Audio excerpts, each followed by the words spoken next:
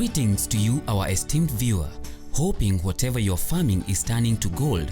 If not, worry less, tomorrow is another day. Are you ready for today's episode? If yes, please do fasten your seatbelt and make yourself comfortable as we are traveling to a country elegantly set at the foothills of the Aberdare mountain ranges, offering a breathtaking view of the Mount Kenya to the northeast. The name of this county was derived from a Maasai word called Nyeri, meaning red, due to the red volcanic soils, and later changed by the white settlers to Nyeri. This was the 4th edition of the Nyeri International Coffee Expo, which kicked off on the 8th of November and ran to the 9th. It was held at the Whispers Park in Nyeri town. This year's theme was improving production through new technologies, with the main target being coffee farmers. We meet Martin, who was among the organizers of the expo. He briefly explains to us about the expo, why they held it, and how it will benefit not only coffee farmers but also other farmers from the county. The Nyeri Expo started at some time back in 2016. This was the 4th edition that we're doing this year, and this year's theme was improving production through enhancement of new technology. And when we talk about coffee, you understand that coffee is a very sensitive commodity, and mostly what we have understood is that our farmers really produce good coffee. Production is okay, but when it comes to marketing, that's when the farmer starts crying because of the low pay. Now, there are various things that we have done as organizers of this event. We are trying to administer some or mitigate the problems that the farmers are facing. One of the things that we are trying to show farmers is how to do marketing for their coffee. Through that, and the use of new technology, we have come up with a platform called Nice Direct. This is a platform whereby it connects the farmer to the buyer, whereby we don't have any middlemen to complete the value chain. So through that, we have seen that if a farmer is able to be connected with the buyer directly, they are able to earn much more than they get when they use the normal way, or the initial way that they've been using of having it going through from the miller to the marketer, from the marketer to the auction, from the auction to the dealer. Then that process, there is a lot of money that is usually incurred because even of the logistics. And this program that we have come up with, we already have around 52 farmers on board, and we have around 33 buyers from abroad. And we have done our first few transactions that we were trying to pilot, and actually it has worked out nicely. And we are looking forward to presenting it to our county government, because we have already pitched the idea to the Minister for Agriculture, and also pitched the idea to the governor. And actually the governor bought the idea and found it is a good idea. So what we are looking for right now is providing it as one of the solutions. Nyeri County being a county that was nominated by the president as a pilot for the coffee reforms. So we will be pitching it and forwarding it as one of the solutions that we are providing to the problem that our farmers are facing. More so, farmers have gotten a lot of knowledge about the different products. We have service providers, from chemical suppliers to fertilizers, and many other stakeholders who have been in this event. It has been a whole lot of a good learning experience for our farmers, and we can acknowledge that even the farmers themselves are acknowledging that most of the things that you are getting here, if at all these kind of extension services are provided, our farmers will be enlightened. And what our farmers lack is information, and that is what we are trying to provide here. Nyeri is well known for coffee farming, mainly for export. This year's expo attracted more than 60 different exhibitors who had different products and services to the coffee farmers. Martin takes us through the process used to select exhibitors. Most of the time we usually look at the whole value chain of coffee, and the people that are needed, from the service providers to those people who provide training for farmers, and in that way, to complete the whole value chain, these are where we pick those people who are involved. So everybody comes on board. There are those people, those stakeholders who usually assist the farmer when the coffee is in the farm. Then there's somebody who is involved when the coffee comes from the farm to the mill. From the pulping, we have even those machinery companies, those who advise them on how to do pulping in a cheaper way, because actually through that process, the wet process of coffee is most expensive, and that is where you find that many farmers are not able to do pulping in their farms. So there are people who have been training farmers on how to do it in a cheaper way and also cut down the cost of producing good coffee.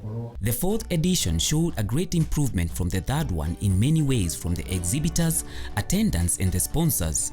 The future of Nyeri's International Coffee Expo looks bright as the organizers, in association with the county government, have plans in place that are beneficial to farmers, especially those that do coffee. In future, like the next year's event, we want to do something like an agri-tourism, whereby we'll have a lot of things involved. We'll also have people, the other stakeholders coming from outside the country. Like for the buyers, we want to bring them on board. We want them to come and engage with the farmers directly, so that they can also understand the challenges that the farmers face, and whatever that is, bridging the gap between the farmer and the buyer. Yeah, that is where we want to take it, and also we will be launching the platform very soon, and by next year we'll have something to show to our farmers that we have come up with one of the solutions that will be able to solve their problems. Everybody is aware that this subsector has been facing challenges, challenges of reduced productivity. For instance, productivity has gone down significantly. The last 2 years we have seen a decline from around 28 million kilos of cherry to around 24 million. And therefore we have to come together and ask what we do. As a county government, we have deliberately taken lead to ensure that we take productivity to where it was, which is why, as many of you are aware, we have, for instance, been implementing what we call a liming program, because one of the challenges we have faced in productivity is the increased acidity in our soils, which means most of the nutrients, even when you add them through fertilizers, they are locked and they are not available for the crops. And therefore, the last 2 years we have been implementing a liming program. We have put about 50 million worth of money into that, and we are happy that when we follow up with the various cooperatives and factories, we have gotten good feedback that now is starting to bear results. Additionally, you are aware that in collaboration with the national government, we have been implementing the subsidized fertilizer program, and I am happy to state today that as Nyeri County, we are leading as far as benefiting from that program is concerned. This year, for those of you who have been following, we even finished our share of the stocks at the Kiganjo National Cereals and Produce Board early, and we had to write to the national government to be allowed to actually use the stocks that are available in Sagana, in Moya, and in Thika.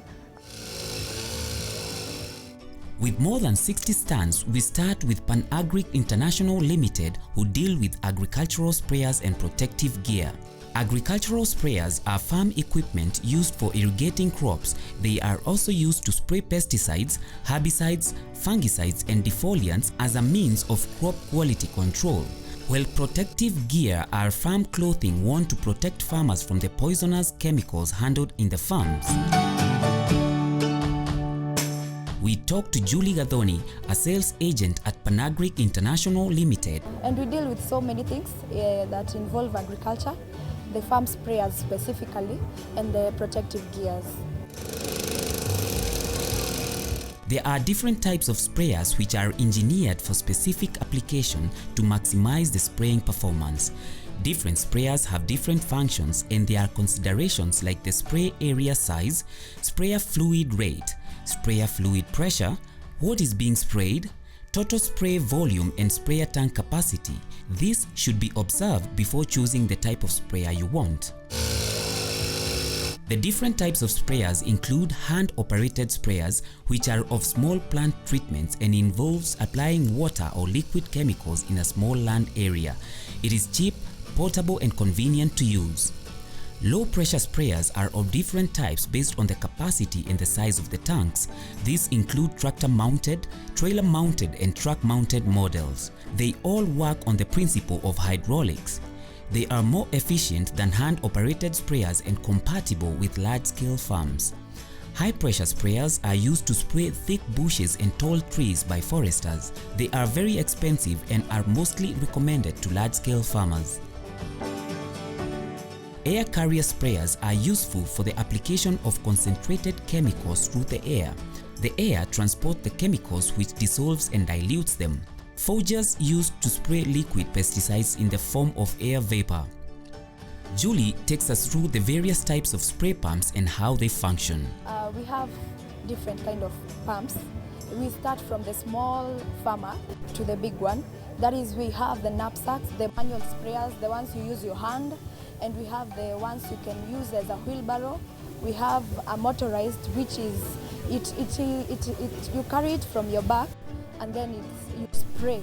You go while spraying. We have an electric pump, which you use also for spraying. That one is a bit advantageous because you just start it and then you put it on your back and then you go spray.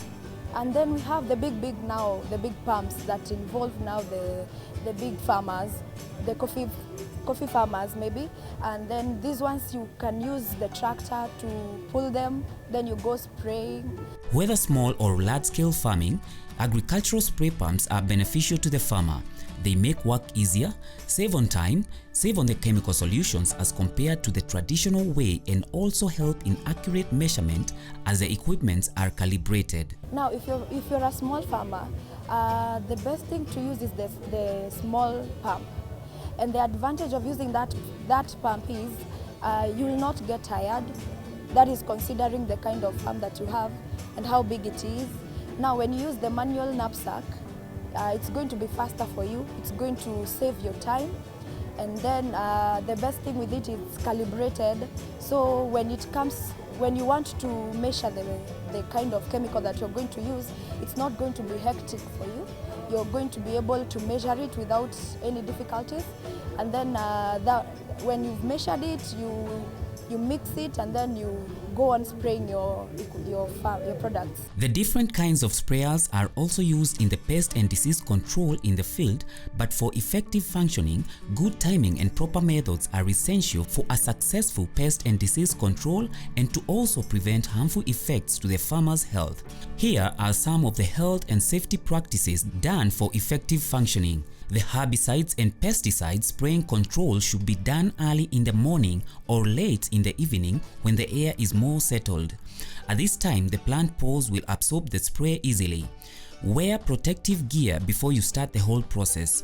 A farmer shouldn't spray chemicals during a windy day, as the chemicals won't go to the desired place and it might come back to the farmer if he or she is not wearing protective gear, which can cause health problems. Always handle pesticides away from wells, cisterns, sinkholes, ditches or standing water to avoid contamination of the water sources, which might cause poisoning. So we have different kind of gears.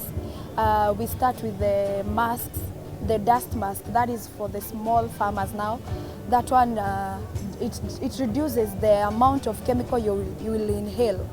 You see, while you're spraying those farms, the chemicals they have, the chemicals that you use, most of them are very harmful. In fact, not most of them, all of them are harmful for your body. So the best thing to do is to use the masks. And when you use the masks, they protect you from inhaling the chemicals, of which now these chemicals are causing some of the diseases that are coming up, some things like cancer and all that kind of diseases. So when you use the masks, they protect you because they have a cartridge.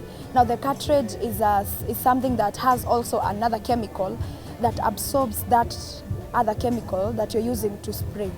Now that is the dust mask. We also have the gloves. You see, when you're spraying, you can easily touch the chemical. And for you not to be able to touch the chemical so that it cannot be harmful to your skin and all that, the best thing to use is the gloves. And we have different types of gloves depending with what you're spraying, depending with the chemical you're using. So these gloves, they protect you from getting the distractions, from those distractions that you can get while you're spraying. And we also have the spray suit. And now the spray suit, when you wear the spray suit, it also has a hood covering, so you wear it and it covers the whole of your body, and then you wear the gumboots now, so you're fully equipped and you can be easily spray anywhere without your body getting those kind of chemicals.